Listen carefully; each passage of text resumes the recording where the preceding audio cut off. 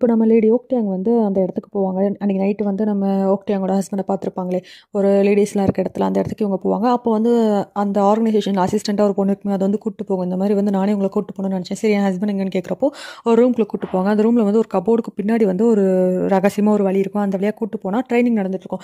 அதை பார்த்து இவங்க ஷாக் ஆகிடுவாங்க. உடனே இவங்க ஹஸ்பண்ட் வந்து கேட்பாரு, நீ எதுக்கு நேற்று நைட் அங்கே போனால், அது எவ்வளோ டேஞ்சரஸ், அங்கே எதுக்கு இருந்தவனுக்கு எதுவும் அடிபட்டிருக்கானு. அதை தான் நானும் கேட்குறேன். நீங்கள் வந்து இந்த மாதிரி டேஞ்சரஸான ஆக்டிவிட்டி பண்ணிட்டு இருக்கீங்க, மிலிட்ரி ப்ராக்டிஸ் கொடுத்துட்ருக்கீங்க, இது எவ்வளோ பெரிய இல்லீகலான ஆக்டிவிட்டி, தெரிஞ்சதுன்னா உங்களை கொன்னே போட்டுருவாங்க தெரியும்ல அப்படின்னு கேட்குறப்போ, நான் வந்து என்ன மாதிரி இருக்கவங்களை வந்து ப்ரொடெக்ட் பண்ணணும்னு நினச்சேன் அப்படின்னு சொல்லிட்டு. ஆக்சுவலி இவங்க வந்து குழந்தைங்களுக்குலாம் ட்ரைனிங் கொடுக்கல, ஓகேவா.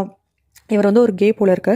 இந்த மாதிரி வந்து செக்ஷுவல் மைனாரிட்டி பீப்புள் இருக்காங்களா, அவங்க எல்லாருக்குமே எந்த kind of sexual minority people இருந்தாலும் அவங்களையும் வந்து மனுஷங்களாக மதிக்கணும்னு சொல்லிட்டு ஆக்சுவலி அவங்களுக்கும் ப்ரொடெக்ஷனுக்காக வந்து இந்த மாதிரி மிலிட்ரி ட்ரைனிங் கொடுத்துட்ருக்காரு, ஓகேவா.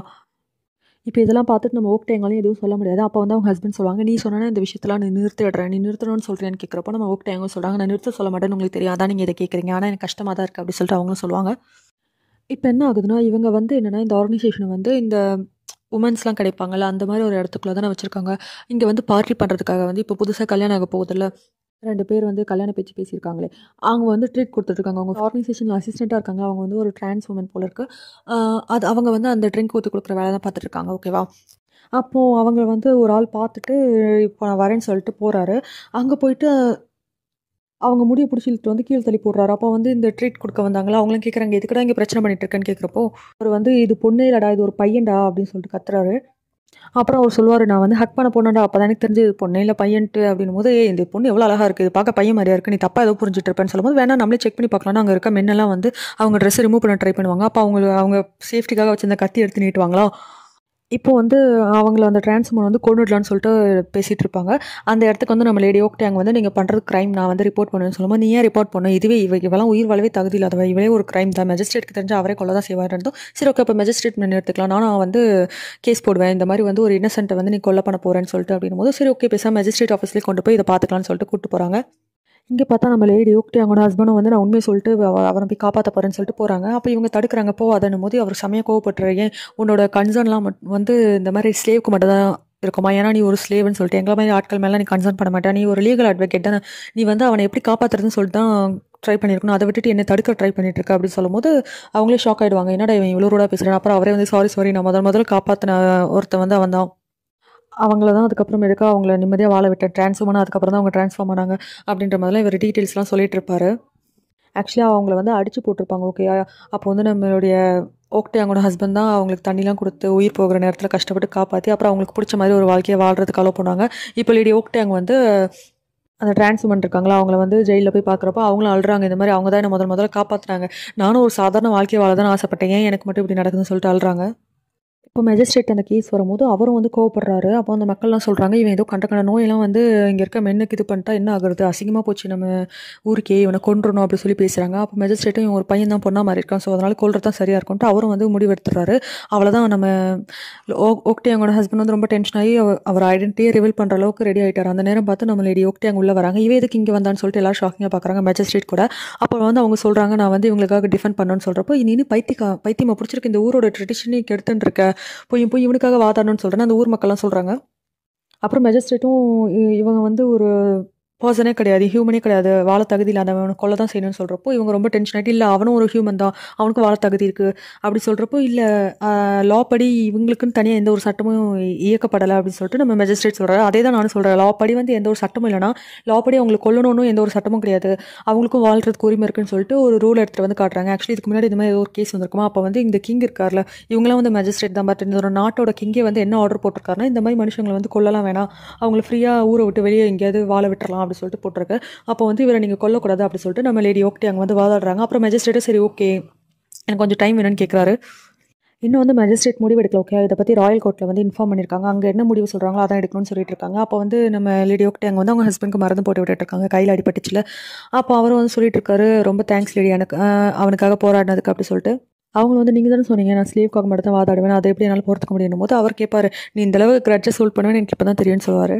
இப்போ நம்ம லேடி ஓக்டே எங்கே வந்து மார்க்கெட்டில் போயிட்டு இருக்கும்போது அங்கே ஒரு குழந்தை வந்து எங்கள் அப்பா கொட முடியல மருந்து கொடுங்கன்னு கேட்குறப்போ, உனக்குலாம் மருந்து கொடுக்க முடியாது, ஸ்லேவோட அப்பாக்கலாம் அப்படி சொல்லி கத்திட்டு இருப்பாங்க, அடிச்சு விரட்டி விடுவாங்களா. அப்போ வந்து நம்ம லேடி ஓக்டே தான் அந்த குழந்தைக்கு வந்து ஃபுட்டெல்லாம் வாங்கி கொடுத்து மருந்துலாம் வாங்கி கொடுப்பாங்க.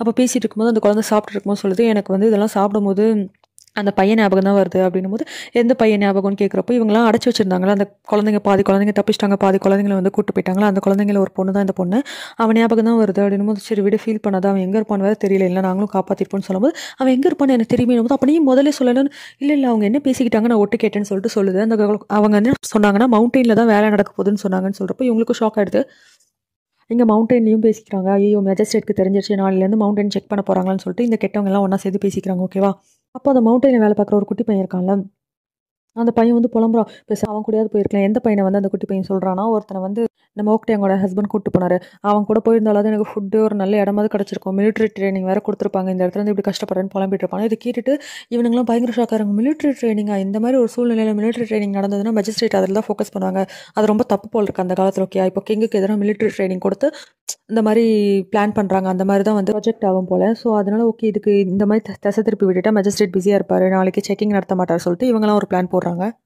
இங்கே மெஜிஸ்ட்ரேட்டுக்கு தெரிஞ்சு மெஜிஸ்ட்ரேட்கே ப்ராப்ளம் வருது உங்கள் ஊரில் வந்து இதுமாதிரி ஒரு நடக்குதுன்னு சொல்லிட்டு ராயல் கோர்ட்லேருந்து ஆட்கள் அனுப்பிச்சிட்டாங்க ஸோ எல்லாரையும் தேடிட்டு இருக்கும்போது வந்து அந்த பிளேஸ் இருக்குல்ல கான்கிபெல்லாம் இருந்தாங்களே அந்த இடத்துல இவங்க வந்து அவங்க ஆர்கனைசேஷன் வச்சுருந்தாங்களே அந்த இடத்தையும் கண்டுபிடிச்சிடுறாங்க ஆக்சுவலி அந்த இடத்துக்குள்ளே போகிறது வந்து இப்போ இந்த மைனிங் பண்ணுறாங்களா கெட்டவங்க அதில் ஒரு ஆள் தான் அவர் அங்கே உள்ளே போயிட்டு இருக்கும்போது வந்து நம்ம ட்ரான்ஸ்மோனும் அதுக்கப்புறமேட்டுக்கா நம்ம ஒக்டேங்கோட ஹஸ்பண்டும் இருக்காங்க அவங்க வந்து எவ்வளோ கெஞ்சுறாங்க நீங்கள் இந்த இடத்துல போங்க நீங்கள் மாட்டிக்கிட்டிங்கன்னா பயங்கர ப்ராப்ளம் ஆகும்னு சொல்லிட்டு அவரும் போக மாட்டேன்றாரு எப்படி அவங்க விரட்டி விட்டுறாங்க அந்த இடத்துல இருக்கும்போது கரெக்டாக இவர் வந்துட்டு இவங்களை மட்டும் பார்த்துடுறாங்க அவர் தப்பிச்சு போயிடுறாரு ஓகேவா உடனே இவங்களை பார்த்துட்டு இவங்க சொல்கிறாங்க இல்லை நான் மெஜிஸ்ட்ரேட் எல்லாமே எக்ஸ்பிளைன் பண்ணுறேன் நாங்கள் வந்து மிலிட்ரி வந்து இல்லீகலாக நடத்தலை எங்களை ப்ரொடெக்ட் பண்ணிக்கிறதுக்காக தான் நடத்துகிறோம் நாங்கள் ஒன்றும் ட்ரைட்டர் இல்லைன்னு சொல்கிறேன்னு சொல்லும்போது அதை நீ சொல்லக்கூடாது தான் உனக்கு கொல்லவே போகிறேன்னு சொல்லிட்டு கொண்டு போட்டுறாரு இப்போ ஊர் ஃபுல்லாக வந்து இந்த ஹாட் சிம்பிள் போட்டவங்கள தேடிட்டு இருக்காங்க டிவோட்டட் ஹாட் போட்டவங்க தான் வந்து இந்த ஆர்கனைசேஷனை சேர்ந்தவங்கன்னு சொல்லிட்டு இங்கே வந்து நம்ம ஹீரோவையும் அதுக்கப்புறம் லேடி ஓக்டேங்க காட்டுறாங்க இப்போ ஊரை விட்டு மாறி போகிறாங்க போல் மெஜிஸ்ட்ரேட் வந்து அப்போ மெஜிஸ்ட்ரேட் சொல்கிறாரு சரி உன் ஷோல்டர் காட்டு நான் அதில் வந்து சீல் போடுறேன் நீ என்னோட பையன்தான்றதுக்காக அப்போ தான் உனக்கு சேஃபாக இருக்கும்னு சொல்லும்போது இல்லை அவர்கிட்ட ஆல்ரெடி அந்த சீல் இருக்குன்னு சொல்லிட்டு நம்ம லேடி ஓக்டேங்க சொல்லுவாங்க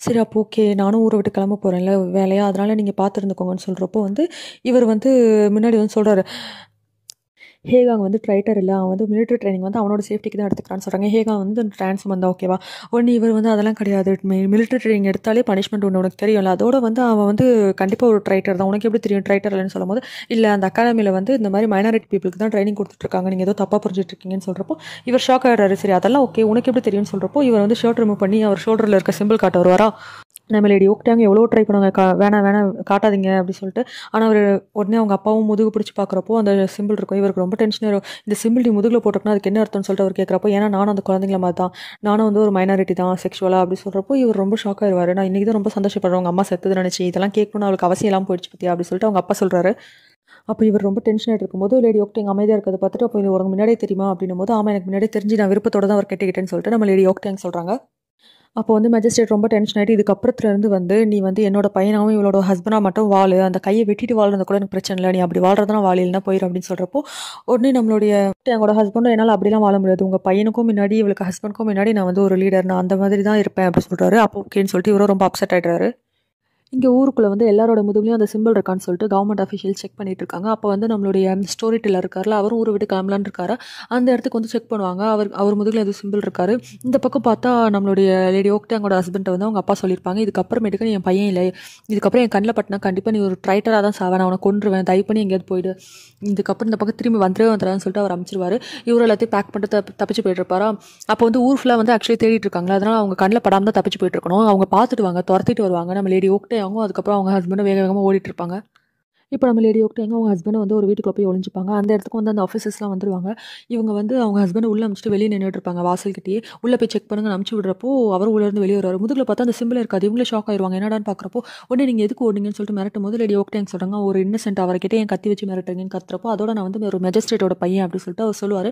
அப்புறம் அவங்களும் போயிடுவாங்க அதுக்கப்புறம் என்னாச்சு அப்படின்னு கேட்குறப்போ உள்ளேருந்து வந்து நம்ம ஓக்டேங்கோட உண்மையான ஹஸ்பண்ட் வராரு இது வந்து ஸ்டோரி டெல்லர் ஓகேவா அப்புறம் உள்ளே என்ன நடந்தது காட்டுறாங்க இவங்க ரெண்டு பேரும் ஒருத்தர் பார்த்துட்டு ஒரே மாதிரி இருக்குன்னு சொல்லிட்டு சரி ஓகே உன்னை நான் காப்பாற்றுறேன்னு சொல்லிட்டு ஸ்டோரி டெல்லர் தான் வந்து ட்ரெஸ் சேஞ்ச் பண்ணிக்க சொல்லியிருப்பாரு இப்போ நம்ம ஓக்டேங்கோட ஹஸ்பண்ட் தப்பிச்சு போகிறதுக்கு வந்து நம்மளுடைய ஸ்டோரி டெல்லர் தான் ஹெல்ப் பண்ணாரு இந்த வழியாக போங்க அப்படி சொல்லிட்டு அப்புறம் ஓக்டேங்க அவங்க ஹஸ்பண்ட் வழி அனுப்பி வைப்பாங்க அப்புறம் இந்த ப்ராப்ளம்லாம் சால்வ் வந்து கண்டிப்பாக நீங்கள் திரும்பி வரணும்னு சொல்கிறப்போ அவரும் வந்து ப்ராமிஸ் பண்ணிட்டு தான் போவார் கண்டிப்பாக நான் திரும்பி வரேன்னு சொல்லிட்டு இப்போ நம்ம லேடி ஓக்டேங்க வந்து வீட்டுக்கு வந்ததுக்கப்புறமேட்டுக்கு அவங்க ஃபாதர் இல்லை மெஜிஸ்ட்ரேட் இருக்கார்ல அவர் வந்து அவன் போயிட்டான் அவனை விட்டுட்டேன்னு கேட்குறப்போ ஆமாம் அப்படின்னு சொல்கிறப்போ அவர் ரொம்ப ஃபீல் பண்ணுறாரு எவ்வளோ லோன்லியாக நீ ஃபீல் பண்ணியிருப்பல அப்படின்னு கேட்குறப்போ அதெல்லாம் இல்லைப்பா எனக்காக வந்து நீங்களும் அதுக்கப்புறமேட்டுக்கா 2வது பையன் இருக்காங்களா, அவங்களும் இருந்தாங்கல்ல, "நீங்க ரொம்ப பாசம் காட்டுனீங்க. நான் ஒரு நாள் கூட லோன்லியா ஃபீல் பண்ணலன்னு" சொல்றப்போ, "ரொம்ப தேங்க்ஸ் இந்த மாதிரி ஒரு வார்த்தை சொன்னதுக்கு. இருந்தாலும் நான் ஒரு மேஜிஸ்ட்ரேட் தானே.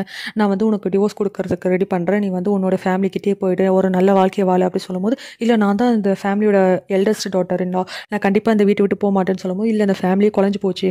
அதோட பார்த்தேல்ல, இவன் தான் ப்ரூவ் ஆச்சுன்னா அவ்வளோதான். இந்த ஃபேமிலி உடஞ்சு போயிடும்னு" சொல்றப்போ, நம்ம ஓக்டேவும் சொல்றாங்க, "அதான் இவர் தான் ப்ரூவ் ஆகலைல்ல ட்ரைட்டர்ன்னு சொல்லிட்டு, அப்புறம் ஏன் நான் இந்த வீட்ட விட்டு போணும்? நான் இங்க தான் இருப்பேன். அவர் எனக்காக திரும்பி வரேன்னு சொல்லிட்டு ப்ராமிஸ் பண்ணாருன்னு" சொல்றப்போ, ஒருவேளை அவன் திரும்பி வரலன்னு பேசிட்டு இருக்க நேரம் பார்த்து வெளிய இருந்து வந்து கிங்கோட ஆர்டர் வந்திருக்கு. வெளிய வாங்கன்னு மேஜிஸ்ட்ரேட்ட கூப்பிடுவாங்க. பார்த்தா கிங் கிட்ட இருந்து ஆர்டர் வந்திருக்கும். இந்த மாரி வந்து இந்த கண்ட்ரில வந்து இப்படி ஒரு ட்ரைட்டர் இருக்காருன்னு நீ கண்டுபிடிக்கல மேஜிஸ்ட்ரேட்டா இருந்து. அதனால உன் மேல தான் ப்ராப்ளம்னு சொல்லிட்டு அவர வந்து கொல்றதுக்காக ஆர்டர் குடுத்துருப்பாங்க. நம்ம லேடி ஓக்டேவும் ஷாக் ஆயிருவாங்க. நம்ம மேஜிஸ்ட்ரேட்டோட 2வது பையன், அந்த குட்டி பையன் ரொம்ப உட்காந்து அழுவான்.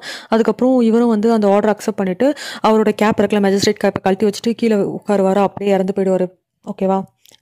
நம்ம ஓக்டேங்க அப்புறம் அவங்க 2வது பையன்லாம் ரொம்ப அழுறாங்க, அப்பா அப்பான்னு சொல்லிட்டு. இதோட இன்னைக்கு எபிசோட் முடிஞ்சிருச்சு. உங்களுக்குலாம் புடிச்சிருந்தா லைக் பண்ணிக்கோங்க, ஷேர் பண்ணிக்கோங்க, சப்ஸ்கிரைப் பண்ணிக்கோங்க.